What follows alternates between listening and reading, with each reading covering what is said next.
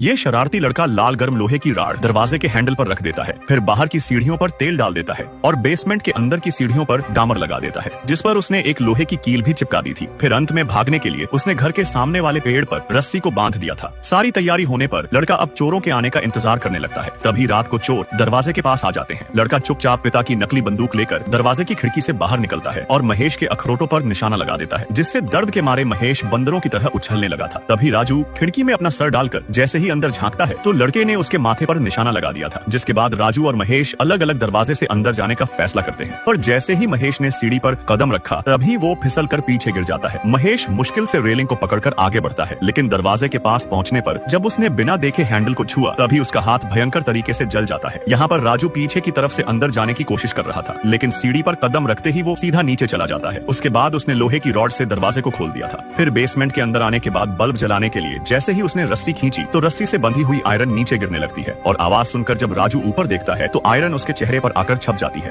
अब महेश घर के बगल वाले दरवाजे के पास जाता है। इस बार महेश होशियार हो चुका था। उसने बार बार हैंडल को चेक किया और जब उसे लगा कि सब ठीक है तो दरवाजा खोल देता है और तभी अंदर आते ही तेज ज्वाला से उसका सर जलने लगा था। खोपड़ी के जलने से महेश की फट चुकी थी। वो आग को बुझाने के लिए बाहर पड़ी, बर्फ में अपनी खोपड़ी घुसा देता है, जिससे आग तो बुझ जाती है पर वो अब टकला हो चुका था। यहाँ पे ये राजू डामर लगी हुई सीढ़ियों पर चढ़ रहा था, जिसमें उसके दोनों जूते चिपक चुके थे, जिस कारण उसके